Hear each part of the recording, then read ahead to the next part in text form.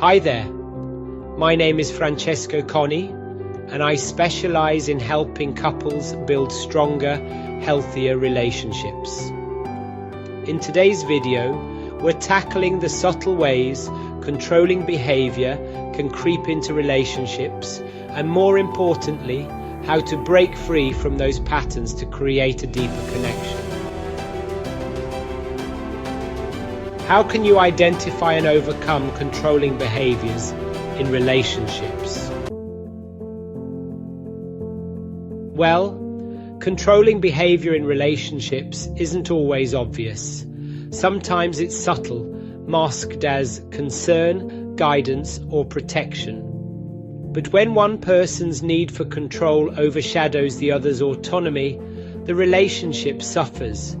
It can take many forms, such as micromanaging how your partner completes daily tasks, needing constant validation that things are done right, or monitoring their decisions about who to spend time with. In my couple therapy practice, I often advise partners to identify where anxiety drives their need for control and to replace it with healthier communication. Many times, control is a response to fear of losing connection or being hurt rather than a desire to dominate. Recognizing that fear can be the first step to letting go of patterns that push loved ones away. Control also erodes intimacy. Constant surveillance, guilt tripping, or using withdrawal as punishment leads to resentment and distance. A controlled partner may feel smothered or undervalued, while the controlling individual may grow frustrated when they don't see the desired results. Over time, these tensions can make genuine closeness nearly impossible.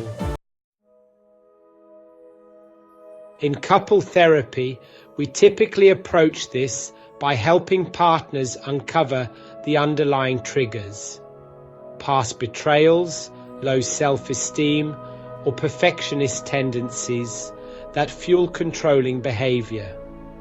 Awareness allows each person to recognize the cycle. Anxiety feeds control. Control breeds conflict. Conflict amplifies anxiety. By breaking the cycle, couples can collaborate instead of competing for security. But trust building isn't just about one partner working on themselves, it's a team effort. Sometimes the controlled partner may wonder how they can inspire more trust without reinforcing controlling behaviors. Stan Tatkin's concept of secure functioning highlights that trust is not just a feeling. It's built through structured agreements that provide clarity and reduce relational anxiety. The controlled partner can help create a sense of security by being consistent and open, not as a response to control, but as a way to co-regulate the relationship without giving up their autonomy.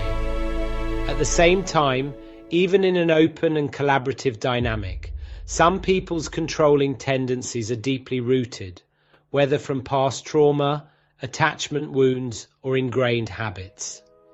In these cases, teamwork needs to look different. Instead of expecting control to disappear on its own, couples can create external structures, agreements that set clear expectations and allow both partners to feel safe.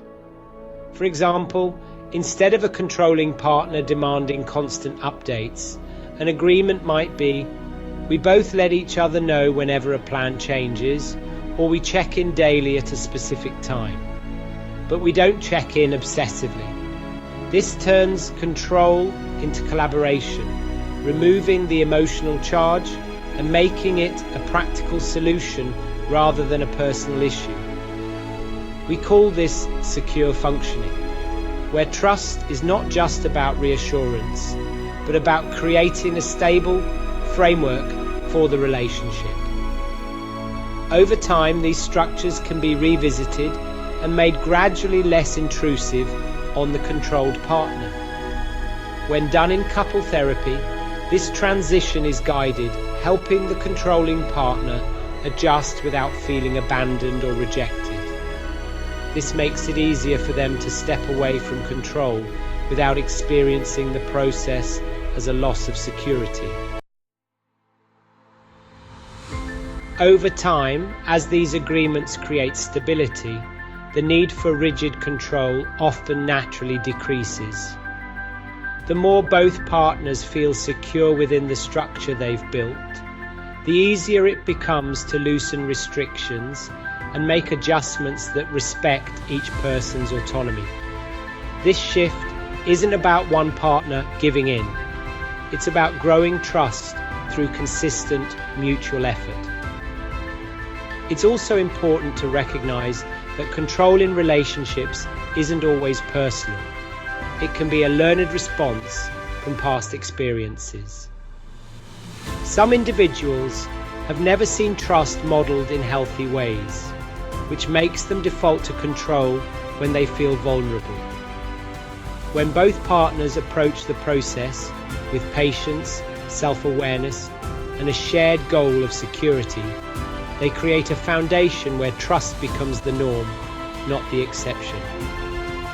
Ultimately, control loses its grip when security is built on something deeper, on shared values, open communication, and the confidence that each partner can hold space for the other's independence without fear of losing connection.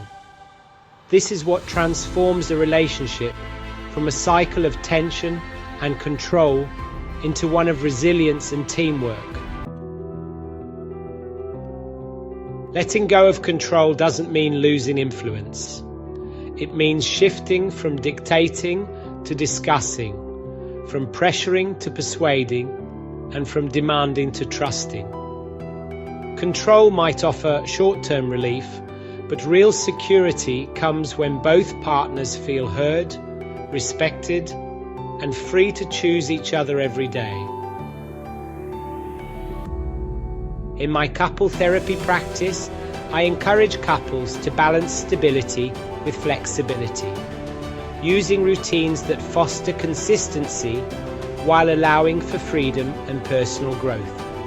This combination keeps relationships grounded yet alive, building trust that can sustain emotional and physical intimacy over time. Ultimately, a healthy relationship flourishes when both individuals can be themselves without fear of judgment or loss.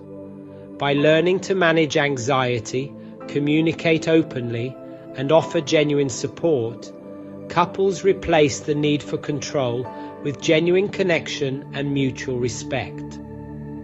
Have you ever noticed control showing up in your relationship? Drop a comment below. I'd love to hear your thoughts. And if this resonated, subscribe for more insights on trust, connection, and indeed relationships. See you in the next video.